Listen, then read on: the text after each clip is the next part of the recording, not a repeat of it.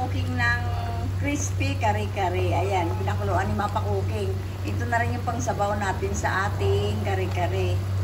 Siyempre, hindi mawala yung samkap ni Mapa Cooking. Pichay, talong. Kunti lang yung aking sitaw, puso, mani. Tsaka yung ating bagoong, kamatis, bawang, sibuyas. Oh. Pero si Mapa Cooking, isabay ko sa pakulo, ito yung ating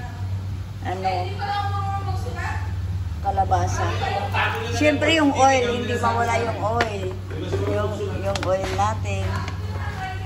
Pero naka-ready na yung ating oil na para sa lito. Yung gulay natin pinakuluan ko na. Hindi ko na inisa-isa paglagay ng ating gulay. Mamaya yung puso, pinakuluan ng Mapa Cooking. Tinanggal ko na rin sa pinagpakuluan. Ito yung ating pinchay. Tapos magpiprito na si Mapa Cooking ng lechong kawali natin para crispy. Na hindi naman crispy kasi matigas naman yung pag nilagay natin sa kare-kare. Lalagay ko na sa ating kawali. Ito yung ating gulay. Isa-isahin na yung Mapa Cooking, pero hindi ko na isa-isahin siguro para pakita sa inyo yung pagpakulo ng ating gulay. Kasi masyado matagal. Baka gugutumin na yung aking mga tauhan. O yan yung ating crispy kare-kare. Slice ni Mapa Cooking yung ating yempo. Ngayon tatakipan ko na kasi nagagalit yung ating oil. Kailan bago mo tatakipan ni Mapa Cooking. Ayan. Hindi ko na isa-isahin. Sabay sindihan yung ating yempo. Hindi ko lang pinakita nilagay yung sa mantika kasi tumatalsik. Ay, naku, matalsik.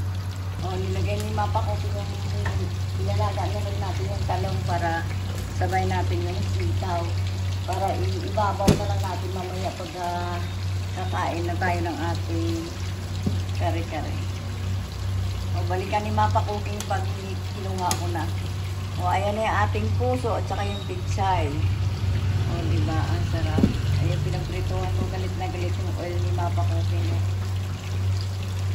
Balikan natin. O, tanggalin na rin natin yung ating okra. Kasi baka malusa. At yung ating sitaw.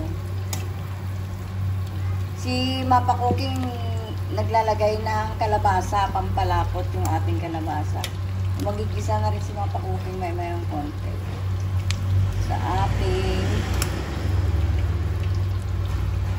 ayan yung gulay natin. Tinanggal ni Mapa Cooking para hindi ibabaw na lang mamaya sa kare-kare. O, balikan ni Mapa Cooking. O, maglagay na tayo ng oil. Isa natin sa ating bagoong ni Mapa Cooking. Ayan. Sabayan natin ng maraming sibuyas. Mamaya na yung Mapa Cooking yung ating sibuyas. Nandito ako sa dirty kitchen ni Mapa Cooking. Bagong gawa ko yung kitchen ni Mapa Cooking sa ilalim.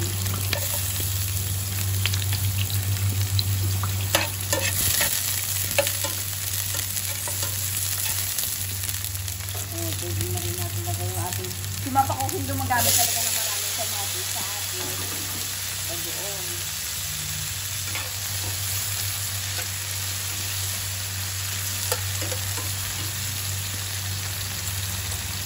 Kahit hindi naman yan maglutak yung kamatis o bilang.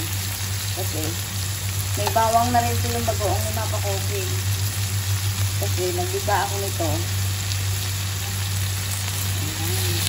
Ulam pa lang, bagoong na. Bagoong na lang kakainin natin. Nilay kare-kare.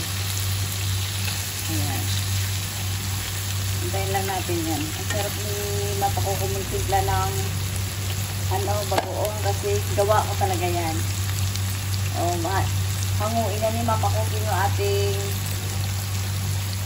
yempo. Okay na yung ating bagoong. O, okay na yung sausawan natin sa kare-kare na bagoong. O, nalagay na ni Mapa Cooking yung ating bawang. Mga galit na. Gutom na naman si commander ko. Ayan. Ibisan na rin natin yung ating tawag nito peanut.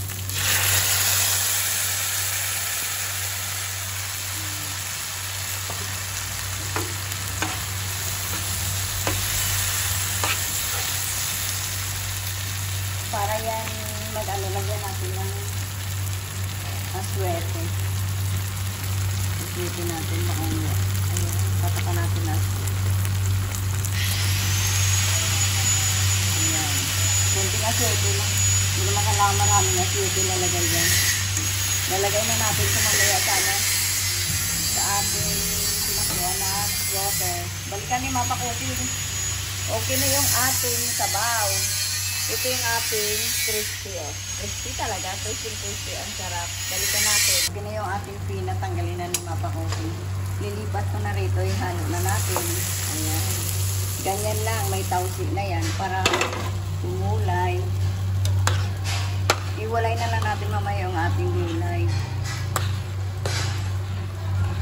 Balikan natin. Lagyan natin pampalapot. Hindi malapot. O, hindi na ni Mama Cooking napakita yung ating kare-kare. Ayan yung ating magnet natin. Ayan. Okay na yung ating gulay. Pinaghalo na ni Mama Cooking. Gutom na kaya ayan. Naka-video na lang siya na ganyan. Okay na yung ating kare-kare ni Mama Cooking. Like and subscribe. Thank you for watching.